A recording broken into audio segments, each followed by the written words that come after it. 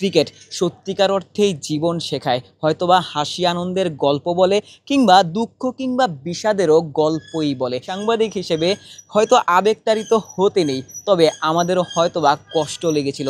22 দিন ধরে আমরা কোনো সুখের গল্প বলতে পারিনি।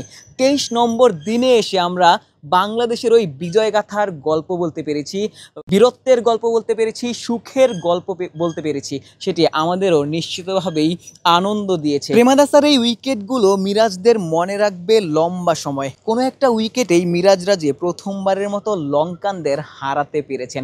11 ম্যাচ পর ওয়ানডেতে টাইগাররা এই প্রেমাদাসায় লঙ্কানদের হারাতে পারলো। ক্রিকেট নাকি জীবন শেখায়। হুমায়ুন আহমেদ একটা কথা বলেছিলেন, প্রতিটি বলে একজন বোলার যখন বোলিং শুরু করেন প্রতিটি বলেই নতুন নতুন সম্ভাবনা তৈরি হয়। হয়তোবা উইকেটের সম্ভাবনা তৈরি হতে পারে কিংবা 6 মারার সম্ভাবনাও তৈরি হতে পারে। ক্রিকেট সত্যিকার অর্থেই জীবন শেখায়, হয়তোবা হাসি আনন্দের গল্প বলে কিংবা দুঃখ কিংবা বিষাদেরও গল্পই বলে। প্রায় 23 দিন আগে বাংলাদেশ থেকে এই শ্রীলঙ্কার মাটিতে এসেছিলাম। 22 দিন জুড়ে কোনো ওই জয়ের গল্প কিংবা হাসি আনন্দের গল্প হয়তো আপনাদের বলতে পারেনি। গল টেস্টে বাংলাদেশ ড্র করতে পেরেছিল, সেখানটাতেও হয়তো ওই তৃপ্তিটা আসেনি।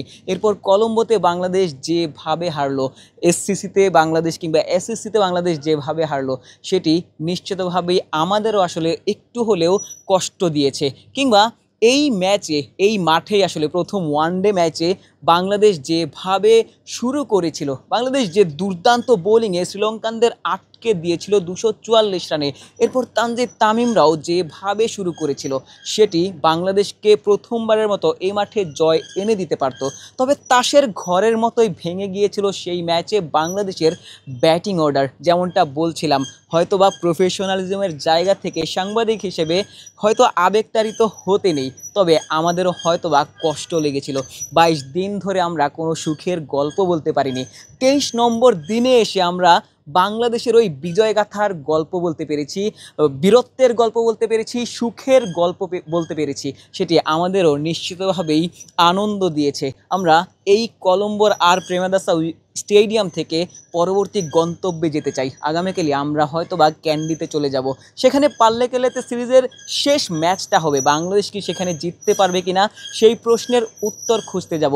বাংলাদেশের আগে ওয়ানডেতে দুবার শ্রীলঙ্কানদের বিপক্ষে সিরিজ ড্র করতে সক্ষম হয়েছিল। এবার তৃতীয়বার জিততে পারবে কিনা সেই প্রশ্নের উত্তর খুঁজতে যাব।